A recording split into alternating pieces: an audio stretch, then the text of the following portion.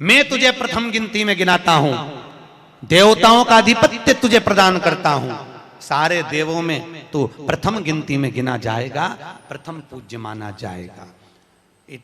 बस शंकर भगवान ने वर दिया, थोड़ी देर बाद कार्तिकेय महाराज आ गए। कौन आए?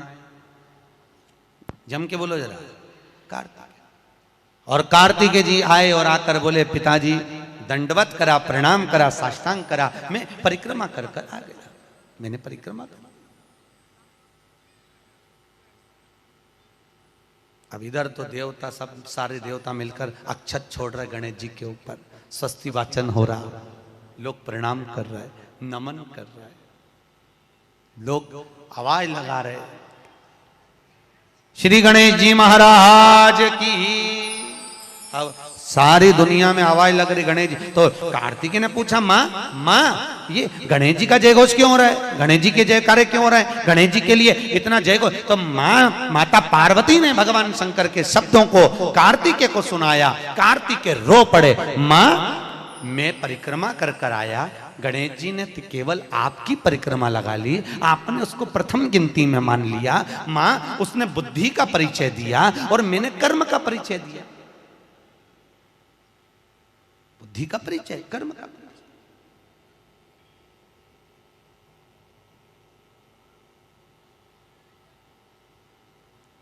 मैंने कर्म कर दिया। महाराज व्यक्ति को उसके भाग्य का मिलता है कि कर्म का मिलता है? जल्दी बोलो। कर्म का। आपका क्या विचार है? ये लोग तो बहुत दूर बैठे हैं इसलिए इनसे पूछ ही नहीं रही हूं। व्यक्ति को उसके भाग्य का मिलता है कि कर्म का मिलता है? पुरुषों से भी पूछने का मन है मेरा, भाऊ बोलो तो सही, कि उसके कर्म का मिलेगा कि भाग्य का मिलेगा? है दोनों का मिलेगा। मेरी माताएं जीजियां बिल्कुल सही कह रही है, दोनों का ही चाहिए। काय का भाग्य का और कर्म का, ये दो हैं।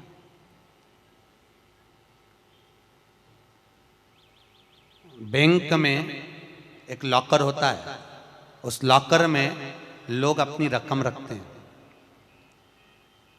बोलो तो सही है गलत? रखते हैं कि नहीं रखते? अपनी चेन, अंगूठी, मोबाइल, पर्स सब लॉकर के अंदर रखते हैं। बैंक में लॉकर होता है, लॉकर में रखने के बाद में लॉकर की दो चाबी होती है। कितनी चाबी लॉकर की? दो। एक चाबी तुम्हारे पास, एक चाबी मैनेजर के पास। तुम्हारी चाबी कितनी भी लगा लो, जब तक मैनेजर की चाबी नहीं लगेगी तब तक वो लॉकर, अरे बोलो जम के, नहीं खुलेगी। और बैंक का मैनेजर कितनी भी चाबी लगा ले, लॉकर खुलेगा क्या? नहीं, तुम्हारी चाबी लगना जरूरी है। उसी तरह तुम्हारी चाबी है कर्म की चाबी, तुम कितनी भी घुमा लो पर वो ताला नहीं खुल सकता जब तक मैनेजर मेरा शंकर अपनी भाग्य की चाबी घुमा कर नहीं जाए। इसलिए तुम कर्म करो, भाग्य की चाबी मेरा भोलेनाथ घुमाएगा, और कब क्या दे जाए तुम्हें मालूम ही नहीं पड़ पाएगा। इसलिए चाबी दोनों होना चाहिए, एक भाग्य की, एक कर्म की। दो चाबी होंगी लॉकर खुलेगा, अगर एक चाबी लगी तो लॉकर नहीं खुलेगा। गणेश जी महाराज को भगवान कार्तिकेय महाराज बोल रहे हैं, माँ मैं कर्म करने गया था, मैं परिक्रमा करने गया था, और यहाँ गणेश जी महाराज को तुमने प्रथम गिनती में बना दिया। माँ ये क्या हुआ? माता पार्वती को गुस्सा तो बहुत आया, क्रोध भी आया। माँ पार्वती की आंख में अश्रु भी भर गए महाराज, आंसू है माता पार्वती के नयन, अश्रु।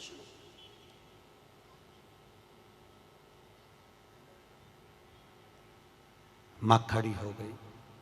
माता पार्वती ने आज खड़े होकर भगवान भोलेनाथ जी से निवेदन करा, आपने अपनी जिंदगी की ये गलती कर दी। क्या गलती? शंकर भगवान पूछ रहे हैं कौन सी गलती?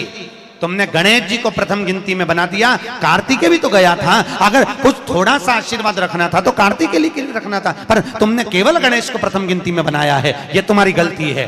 तो गणेश जी ने परिक्रमा भी तो करी है। माता पार्वती खड़े होकर शंकर भगवान से बोली, भोलेनाथ मैंने अपनी जिंदगी में आपसे कभी कुछ नहीं मांगा, पर आज तुम्हारी यह पार्वती तुमसे एक वर चाहती है। शंकर भगवान ने कहा, मांग, तुझे क्या चाहिए? पार्वती कहती है, आज के बाद तुम्हारी कभी पूर्ण परिक्रमा ना लगे, आज के बाद तुम्हारी कभी पूर्ण प्रदक्षिणा ना हो, पूर्ण नहीं होनी।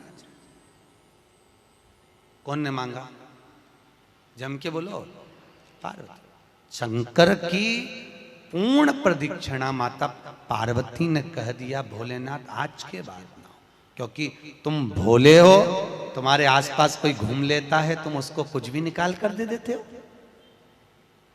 होता है, दो बहुएं होती हैं, एक बहू रहती है पूना में, बोलो कहां? मुंबई या पूना, और दूसरी बहू तुम्हारे साथ रहती है। अरे बोलो जम के, एक दूर रह रही है और एक तुम्हारे साथ रह रही है।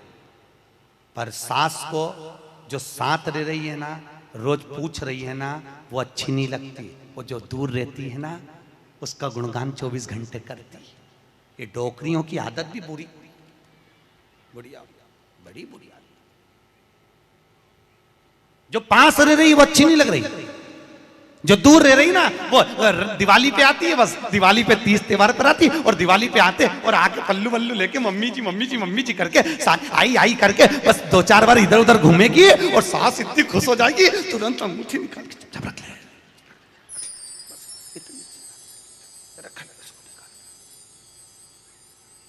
जो तुम्हारे पास में है वो बुरी लग रही है, वो चाय दे रही है, दूध दे रही है, बस बोलने में कभी कभी बोल देती है। अब बहुएं हैं बेचारी, हो जाता है।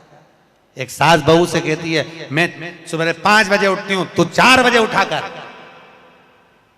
अब वो झगड़ा करते करते हमारे पास आ गए, और हमारे पास आके बोली, गुरुजी ये मेरी सास मुझे परेशान करे। मैंने बोला, तेरी सास को क्या बोल रही है? तो क्या मैं 5 बजे उठूं तो बहू 4 बजे उठना चाहिए। तो मैंने कहा, अच्छी बात बोली, कोई दिक्कत वाली बात नहीं है। एक काम कर, बहू की उम्र है 20 साल, तेरी उम्र है 70 साल, तू 20 साल की बन जा, मैं भी इसको जगाना चालू कर देता हूं। जब तुम, वो कहते हैं ना, सास भी कभी बहू थी। जब तुम बहू थे, तुम भी खूब अलमस्त चकाचक सोते थे, और तुम्हारी सास पहले उठती थी। बुढ़ापे में नींद नहीं आती जीजी, नहीं आती। आती क्या? अरे बोलो तो, आती बुढ़ापे में नहीं। मनुष्य की उम्र, गधा की उम्र, कुत्ता की उम्र और उल्लू की उम्र बराबर थी। किस किस की? जम के बोलो। मनुष्य, गधा, कुत्ता, उल्लू, सबको पहचानती हो? ठीक है, सबकी उम्र बराबर है, 40-40 साल। मनुष्य पहले 40 साल का था, गधा 40 साल का था, कुत्ता 40 साल का था, उल्लू 40 साल का था। सबकी उम्र लेवल में बिल्कुल बराबर थी। भगवान क्या देर अंधेर कुछ ये ऊंचा नीचा लेवल अपने यहाँ चले, भगवान क्या नहीं चले। भगवान ने सबकी उम्र 40-40 साल रखी, सबकी उम्र 40। एक दिन गधा भगवान के पास में आया, और गधे ने भगवान से आकर कहा, अरे भोलेनाथ। भगवान शंकर ने पूछा, क्या हो गया? महाराज, हमारी उम्र 40 साल की दे दी, हम लोगों का बोझा ढोते रहे, लोगों का वजन ढोते रहे, महाराज हमारी उम्र बिल्कुल आधी कर दो, बिल्कुल आधी, हमें इतनी लंबी उम्र नहीं चाहिए। भगवान ने कहा, ठीक है गधा, आज से तू 20 साल का। गधा कितने साल का हो गया? अरे जम के बोलो, 20 साल का। थोड़ी देर बाद मनुष्य, आवाज सेट करो, मनुष्य, इको खत्म हो गया, डिले नहीं आ रहा, मनुष्य। और थोड़ी देर बाद में मनुष्य भगवान के पास पहुंचा। भोलेनाथ आगे वापस आ गया, मनुष्य पहुंचा और भगवान के पास जाकर बोला, भोलेनाथ। भगवान शंकर ने पूछा, तुझे क्या हो गया? भोलेनाथ, 40 में मेरा क्या होगा प्रभु? भगवान ने कहा, गधे की बच्ची है, कितने साल बचे हैं? 20। मनुष्य कहा दे दो प्रभु, भगवान ने कल ले जा। कितने का हो गया? जम के बोलो 60 का। थोड़ी देर बाद कुत्ता आ गया। कुत्ता शंकर जी से बोला भोलेनाथ। शंकर भगवान ने पूछा तुझे क्या हो गया? महाराज 40 साल की उम्र दे दी, लोगों के दरवाजे पर बैठा रहूं, दरवाजे पे बैठकर झूठन चाटूं, दरवाजे पे बैठ कर रोटी खाऊं, दरवाजे पे दुम हिलाऊं और दरवाजे पे से चिल्लाऊं महाराज मेरी उम्र कम कर दो। भगवान ने कहा ठीक है कुत्ता, आज से तू 20 साल का। थोड़ी देर बाद मनुष्य फिर आ गया। भोलेनाथ 60 में क्या होगा? भगवान ने कहा कुत्ता की बच्ची है कि चल जाएगी, ले जा। कितने का हो गया? 80। थोड़ी देर बाद उल्लू आया। उल्लू ने आकर कहा भोलेनाथ। भगवान शंकर ने पूछा तुझे क्या हो गया? महाराज 40 साल की उम्र दे दी, रात रात भर जगता रहूं, पेड़ पे टंगा रहूं, रात रात भर मुझे नींद नहीं आती भोलेनाथ, मेरे को रात भर चौकीदारी करना पड़ती, रात भर पेड़ पे बैठा रहता हूं, रात भर वृक्ष पर बैठा रहता हूं, मेरी उम्र कम कर दो। भगवान ने कहा कितनी कम कर दो? बिल्कुल आधी कर दो। भगवान ने उल्लू की उम्र आधी कर दी। कितने साल का हो गया? 20 साल का। थोड़ी देर बाद मनुष्य आ गया। मनुष्य आकर बोला अरे भोलेनाथ। शंकर भगवान ने पूछा क्या हुआ? 80 में मेरा क्या होगा? भगवान ने कहा उल्लू की बच्ची है, चलेगी कि ले जा। कितने का हो गया? 100 का। अब तुम खुद देखो 40 वर्ष तक मनुष्य अपनी जिंदगी को सही जीता है। कितने साल? जम के बोलो जरा।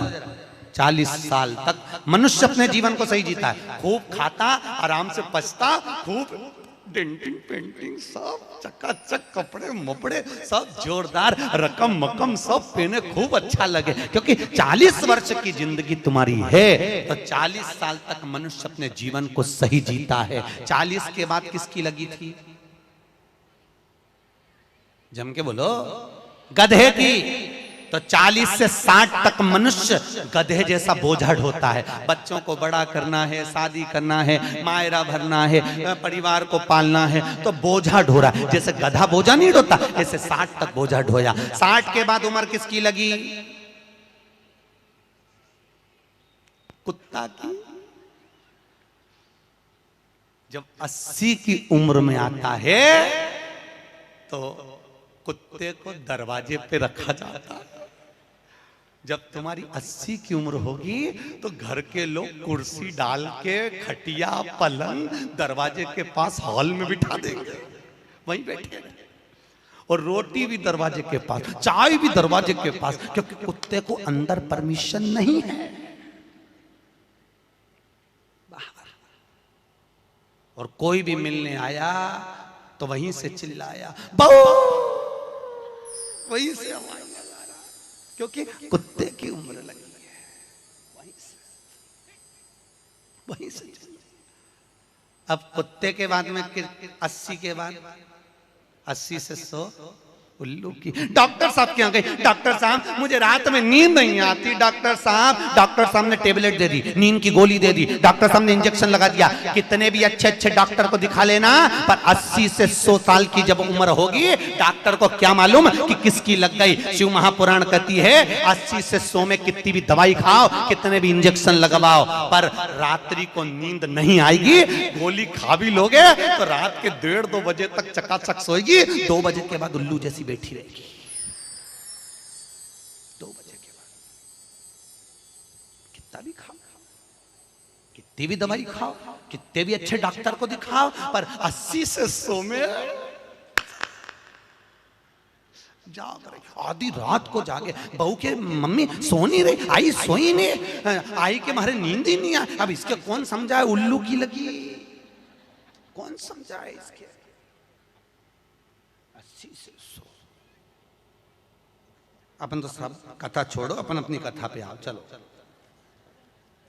महाराज तो जो बहुत दूर रहती है ना वो अच्छी लगती है, जो पास में रह रही दूर के ढोल सुहावन, ठीक नहीं है,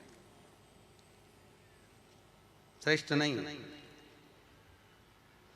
भागवत ज्ञान गंगा यज्ञ समिति वालों, काय श्रेणी की कथा 10-15 मिनट ज्यादा हो जाए तो कोई दिक्कत तो ना है?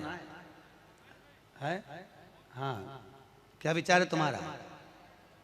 नहीं, अगर खाना हो तो मैं तुम अक्षतम किस्म कर दूं, मारे का ये मिर्ची का ठेसा तैयार, अपने कहीं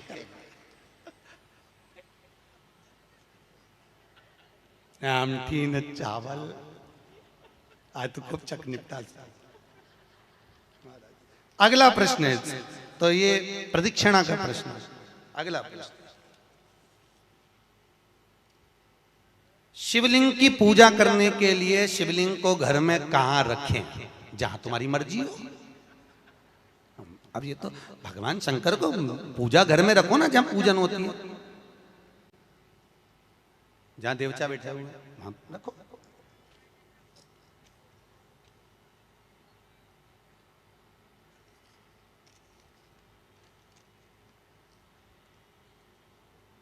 पीपल के पेड़ को सोमवती अमावस्या के दिन 108 फेरी क्यों लगाई जाती है? वाह, बहुत बढ़िया।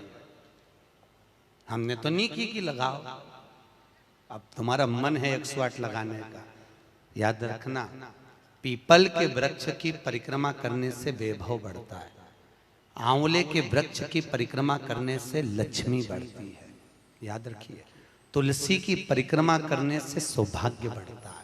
अब 108 मन का लगाओ, चाहे 208 लगाओ, 216 लगाओ, ये आपके ऊपर है।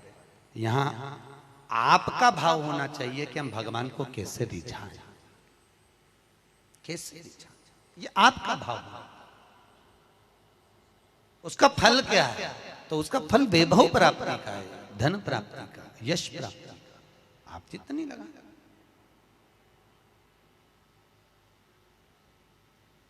ऋषभदेव जी के पुत्र श्री भरत जी महाराज अपनी योनि से छूटे तो हिरण की योनि में गए। हिरण की योनि पाने के बाद श्री ऋषभदेव जी के पुत्र जो भरत जी थे, हिरण की योनि में आने के बाद में, हिरण की योनि पाने के बाद भरत जी को लगा कि मैं इस हिरण की योनि में पड़ गया हूं, इससे मुक्ति कैसे मिलेगी? तो हिरण की योनि में आने के बाद भरत जी महाराज पीपल के वृक्ष के नीचे जो संत बैठे हुए थे, उनकी 108 परिक्रमा करते थे हिरण की योनि में। तो हिरण की योनि के 108 परिक्रमा कर रहे थे। उस दिन थी सोमवती अमावस्या का दिन, जिस दिन हिरण की योनि से परिक्रमा करते करते भरत जी महाराज छूट गए थे और वापिस मनुष्य की योनि में आ गए थे। ये 108 परिक्रमा का फल है। ऋषभ जी के पुत्र हिरण की योनि से छूटकर परमात्मा की भक्ति को मनुष्य देह में लगे। शायद हो सकता है हम मानव की देह में हैं और मनुष्य की देह में आकर अगर हम भगवान की 108 परिक्रमा लगाते हैं, हम भगवान का भजन करते हैं, 108 परिक्रमा के अंतर्गत हम डूबे रहते हैं, तो हो सकता है मनुष्य की योनि से छूटकर हम देव योनि में चले जाए, भगवान की परास प्राप्त हो जाए। मां तो शास्त्र कह रहा है, अंजना माता गौतम बाबा से कहने पर शंकर की आराधना कर रही है। और आराधना करी माता अंजना ने, शिव जी की आराधना करी, शंकर की जब आराधना करी, शंकर का अभिषेक करा, भगवान भूत भावन प्रसन्न हो गए और शंकर भगवान ने उसी समय माता अंजना को वर प्रदान करा, तो चिंता मत कर, तेरे घर में पुत्र होगा। पुत्र, तू क्यों चिंता कर? भगवान शंकर जब भी देते हैं छप्पर फाड़ के देते हैं। भगवान कृष्ण के यहाँ कितने बच्चे दिए? 1,77,086। अब अंजना माता के यहाँ भगवान संतान दे रहा है। भगवान अंजना माता के यहाँ हनुमान जी महाराज कितने भाई थे? माता अंजना के गर्भ से जो संतान हुई थी, हनुमान जी महाराज सगे भाई कितने थे? हनुमान जी कितने भाई? अरे बोलो तो सही, हनुमान जी भाई कितने हैं? सगे भाई कितने हैं हनुमान जी महाराज? तो अंजना माता ने जब भगवान शिव की आराधना करी, शंकर की जब आराधना करी, तब भगवान शंकर प्रसन्न हुए। समय बीता, माता अंजना के गर्भ में भगवान शंकर के तेज पुंज को पवन देव ने ले जाकर माता अंजना के गर्भ में स्थापित करा। स्थापित करने के बाद पूर्णिमा के दिन, चैत्री पूर्णिमा के दिन, भगवान अंजना माता के गर्भ से शंकर का ही एक अवतार श्री हनुमान जी महाराज प्रकट हुए हैं। महाराज श्री हनुमान जी महाराज की। हनुमान जी सगे भाई हैं 6। कितने भाई हैं? 6 सगे भाई। सबसे पहले नंबर हनुमान, फिर गतिमान, केतुमान, धृतिमान, यतिमान, ऐसे हनुमान जी महाराज के 6 भाइयों का क्रम वर्णन किया गया है। कितने भाई हैं? 6। हनुमान जी महाराज का एक भाई है जिसका नाम है गतिमान। क्या नाम है? गतिमान। और जिसके यहाँ पर फैक्ट्री हो, किसी भी तरह की फैक्ट्री हो, चाहे वो नट बोल्ट की हो, पानी की हो, किसी भी तरह की फैक्ट्री हो, अगर फैक्ट्री में जरा सी भी तकलीफ आती है तो हनुमान जी महाराज के उल्टा पांव, लेफ्ट पांव के नीचे का सिंदूर लाकर गतिमान का नाम लेकर अगर फैक्ट्री पर स्वस्तिक बना दिया जाता है तो वो फैक्ट्री धड़ाके से चलना चालू हो जाती है, कभी खराब नहीं होती, कभी परेशान नहीं करती। महाराज गतिमान हनुमान जी के 3 नंबर का भाई, गतिमान का नाम। ये जो राजनेता होते हैं ना, जब चुनाव लड़ने के लिए जाते हैं और उन्हें विजय प्राप्त करना है तो विजय पाने के लिए वो एक ही काम करते हैं। हनुमान जी के 3 नंबर का भाई गतिमान, उस गतिमान के नाम से जो व्यक्ति युद्ध करने के लिए जा रहा है या विजय पाने के लिए जा रहा है, अपने बराबर का लच्छा, लच्छा जानते हो, नाड़ा मोली, उसको नाप कर गतिमान के नाम से लपेट कर हनुमान जी के मंदिर में रख देता है और उस मोली को फिर अपने हाथ पर बांध लेता है, तो वो हार नहीं सकता, विजय ही प्राप्त करेगा। गतिमान का इतना प्रभाव है हमारा, चाहे कुछ भी। गतिमान गतिमान है, वो नीचे नहीं गिरने, उसकी प्रखरता गतिमान।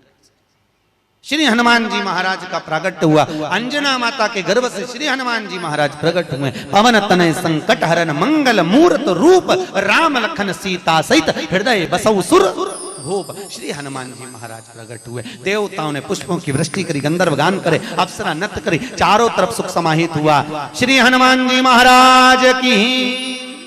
हनुमान जी महाराज प्रकट हुए।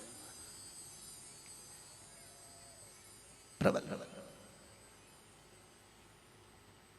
रावण को मारने में सबसे ज्यादा सहयोग किसने करा था? अरे जम के तो बोलो, हनुमान जी। पूरी पृथ्वी पर सबसे ज्यादा मंदिर किसके हैं? बोलो तो हनुमान के। अपने करमाला में तुम गिनना, अगली बार आऊंगा तो पूछूंगा। अगर अगली बार भागवत ज्ञान गंगा यज्ञ समिति ने मान लो बुलाया तो पूछूंगा आपसे आके कि करमाला में कितने हनुमान जी के मंदिर हैं और राम जी के मंदिर कितने हैं। राम जी के मंदिर अगर 5 होंगे तो हनुमान जी के मंदिर 20 होंगे। हर जगह पर हनुमान मिल जाएंगे, हर जगह, कहीं पीपल के नीचे, कहीं कहीं बैठे हुए, कहीं कहीं बैठे, हनुमान ही हनुमान, ढेर सारे हनुमान। हनुमान, आखिर हनुमान जी के मंदिर ज्यादा, राम जी के मंदिर कम क्यों? नहीं तो राम के मंदिर ज्यादा होना चाहिए, हनुमान के मंदिर कम होना चाहिए, पर हनुमान के मंदिर ज्यादा इसलिए हुए क्योंकि हनुमान जी ने राम जी की इतनी सेवा करी, इतनी सेवा करी कि भारत की भूमि पर सेवा पुजा गई, इसलिए हनुमान जी के मंदिर ही मंदिर बन गए। मंदिर तुम्हारे भी बन सकते हैं अगर तुम सही से माता पिता की सेवा करो तो। मंदिर बनने में देरी नहीं लगी, तुम करो तो मंदिर बन जाए। रावण को मारने में सबसे ज्यादा सहयोग किसका था? अरे बोलो जम के, हनुमान जी का।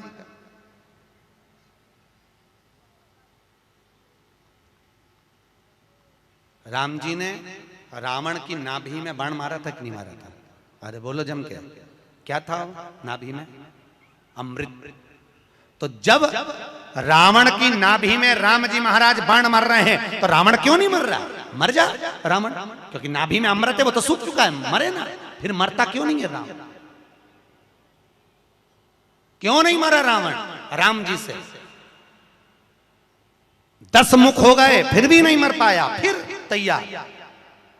फिर विभीषण कह रहा है कि ये रावण की नाभि में अमृत है, मारो, और राम जी बाण पर बाण छोड़ रहे हैं तो रावण नहीं मर रहा, धराशायी होकर नहीं गिर रहा, वहीं की वहीं खड़ा है, स्थिर की स्थिर, मरने को तैयार ही नहीं है। ये भी बड़ी विचित्र सिचुएशन है। मर ही नहीं लिया। चिंता लग गई हनुमान जी को युद्ध देखते देखते। हनुमान जी महाराज समझ गए जरूर कोई बात है जिससे ये रावण नहीं मर गया। भगवान ने इतने बाण छोड़ दिया नाभि में, विभीषण करे नाभि में मारो, नाभि में ही भगवान मार रहे हैं तो भी नहीं मर रहा। हनुमान जी महाराज ने देखा युद्ध अपनी जगह चलता रहेगा, हनुमान जी गए लंका के अंदर पहुंच गए। एक पंडित जी का रूप रखा, संत का रूप रखा, गुरु का रूप रखा और ब्राह्मण का रूप रखकर हनुमान जी अंदर आए लंका में। और लंका में सब लोगों के हाथ देखने लगे, हाथ दिखाओ। अब सही सही बताया, हनुमान तो हनुमान, सबका भाग्य बता रहे। इतने में मंदोदरी के पास खबर पहुंच गई कि लंका में कोई ऐसा विद्वान पंडित आया है जिसको हाथ दिखा तो भाग्य बताता है।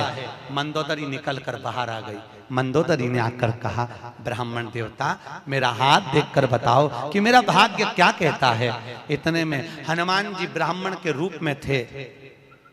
हनुमान जी ने कहा, पंडित जी बोले ब्राह्मण के रूप में, हनुमान जी बोले तेरे पति के ऊपर काल मंडरा रहा है और तेरा पति मरने को तत्पर खड़ा है।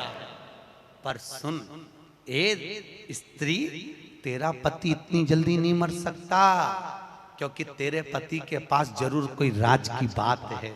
इतने में मंदोदरी बोली, पंडित जी आपने बिल्कुल सही कहा, एक ऐसी राज की बात है, मेरा पति मर ही नहीं सकता। हनुमान जी तुरंत बोले, वो राज की बात या तो मैं जानता हूं या तू जानती है। इतने में मंदोदरी बोली, पंडित जी बिल्कुल सही बात है, जब मेरे पति रावण ने तप करा था, ब्रह्मा जी से वर मांगा था, तो ब्रह्मा जी ने कहा मांग तुझे क्या चाहिए, तो रावण ने कहा कि मैं अमर हो जाऊं, तो ब्रह्मा जी ने कहा ऐसा नहीं हो सकता। तो रावण ने कहा मेरी नाभि में अमृत दे दो, रावण को अमृत दे दिया। तब रावण ने कहा इतने में संतुष्टि नहीं होगी, एक बार और दीजिए, मुझे एक ऐसा बाण दो जिस बाण के लगने से नाभि में अमृत सूखे और मैं मरूं। मंदोदरी ने कहा मेरा पति जब तप कर कर आया था, उसको ब्रह्मा जी ने एक बाण दिया था, वो बाण मेरे पति ने मुझे लाकर दिया था। उस बाण को मैंने, जहां मैं शयन कक्ष में सोती हूँ, उस कमरे में मैंने दीवार के अंदर एक खंबे में चुनवा दिया है, सीमेंट से पक्का करवा दिया, वो किसी को मिलेगा ही नहीं। हनुमान जी अपने असली स्वरूप में आए, दीवार तोड़ी और बाण निकाला, राम जी को दिया। राम जी से कहा अब मारो, और जो बाण लगा तब जाकर वो रावण मरा, तब जाकर मरा। नहीं तो राम जी बाण मारते रहते, रावण चकाचक खड़ा रहता, हंसता हंसता। वो तो राम और हनुमान।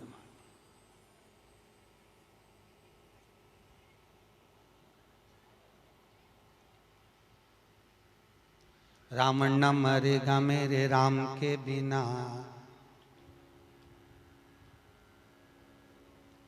और राम न मिलेंगे हनुमान के बिना। श्री राम जय जय राम, श्री राम जय राम। भगवान राम जी महाराज आनंद में विराजमान है महाराज, इसलिए भगवत भजन का स्मरण है, भगवत नाम का। श्री हनुमान महाराज अरे पवन तनय संकट हरन, मंगल मूर्ति रूप, राम लखन सीता सहित हृदय बसौ सुर।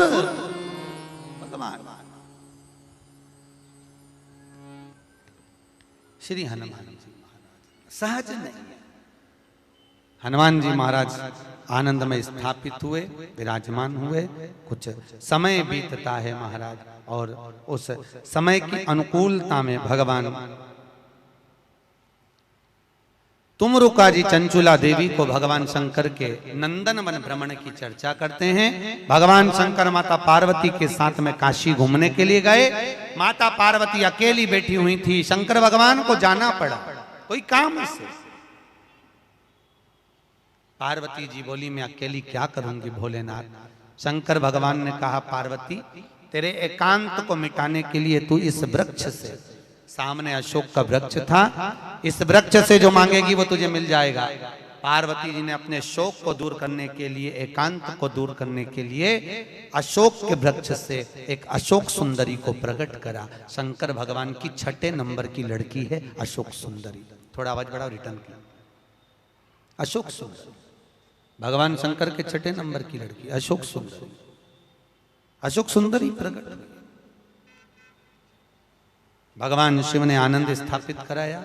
समय आया, आगे जो वर्णन आया भगवान भूत बामन भूतेश्वर भगवान शिव 12 ज्योतिर्लिंग की कथा का स्मरण कराते हैं। 12 ज्योतिर्लिंग की कथा यहाँ पर प्रारंभ होती है महाराज। 12 और 12 ज्योतिर्लिंग की कथा का स्मरण कराया।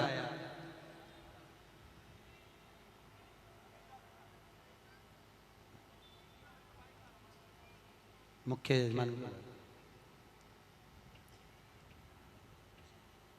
यजमान श्रेणिक जी के पुत्र है ना, उनको बुला लो।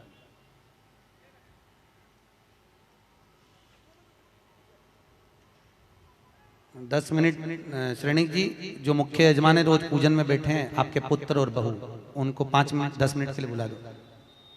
जोड़े से बिठा दो उनको सामने।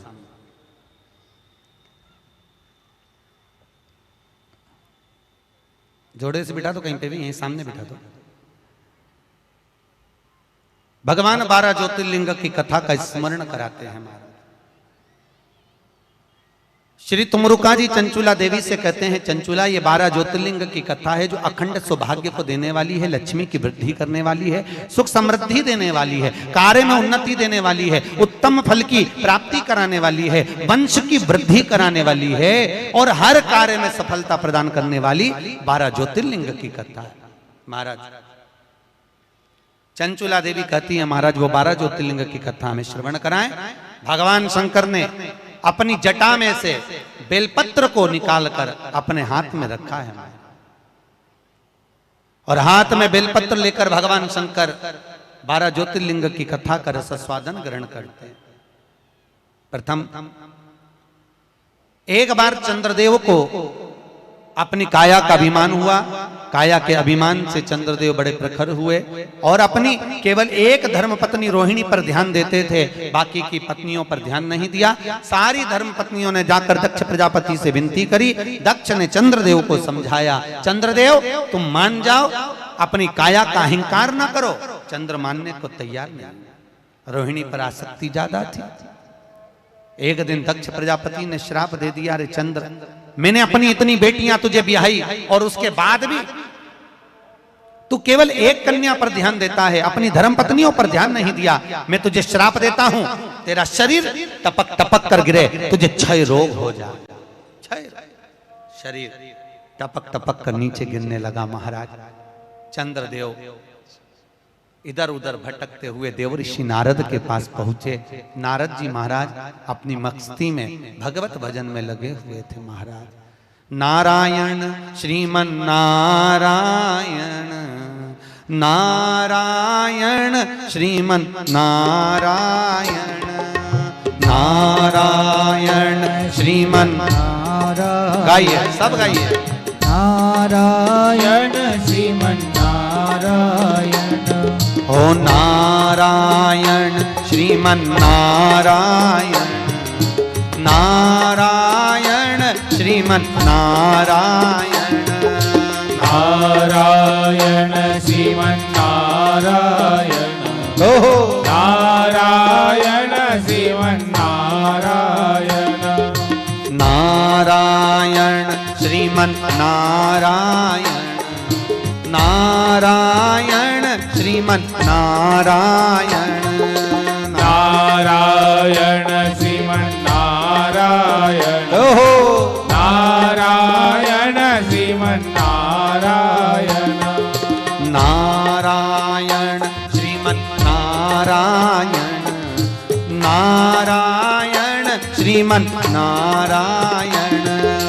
नारायण श्रीमन नारायण, नारायण श्रीमन नारायण, हे नारायण श्रीमन नारायण, नारायण श्रीमन नारायण, नारायण श्रीमन नारायण, नारायण श्रीमन नारायण। श्री नारद जी महाराज मिले, भगवान चंद्रदेव ने विनती करी, महाराज मुझे काया का रोग हो गया है, कृपा करो। भगवान चंद्र की विनती सुनकर देवऋषि नारद ने शंकर जी का पूजन का विधान बताया। शंकर भगवान प्रकट हुए, चंद्रदेव तुम्हारे काया के रोग को मैं मिटाता हूं, तुम यहाँ पर विराजमान रहना। चंद्रदेव को भगवान ने मस्तक पर धारण करा, सोमेश्वर महादेव के रूप में भगवान शंकर विराजित हुए हैं महाराज। बोल सोमनाथ भगवान की हर हर। अगला वर्णन आया है श्री मल्लिकार्जुन।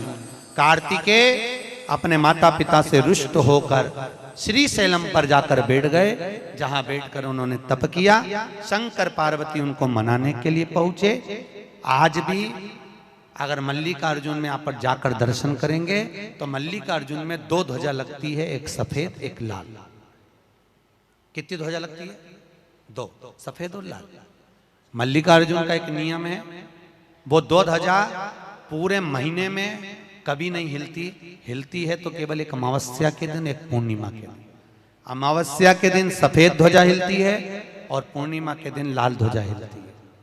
बाकी के समय पर ध्वजा नीचे की नीचे लटकी रहती है, कितनी भी हवा चले पर वो ध्वजा हिलती नहीं महाराज, हिलती नहीं, कितनी भी हवा चले।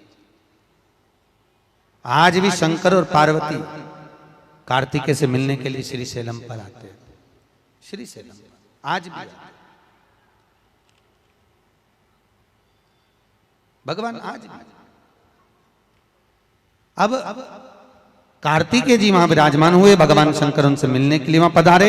मल्लिकार्जुन के रूप में भगवान शिव विराजमान होते हैं। अगला वर्णन आया है महाकाल। दूषण नाम का राक्षस ब्राह्मणों के बच्चों को निचोड़कर उनका रक्त पीता था। भगवान को सब इन ब्राह्मणों ने पुकारा। शंकर भगवान ने कहा इस दूषण को वरे कि ये जब मरेगा इसका रक्त जहां गिरेगा उससे और भी दूषण उत्पन्न हो जाएंगे। तो एक काम करो, भगवान शंकर ने कहा मेरी बहन के पास जाओ। शंकर जी की एक बहन थी, केवल एक बहन शिव जी, जिसका नाम था छी प्रिया। क्या नाम था? छी प्रिया, जिसको आज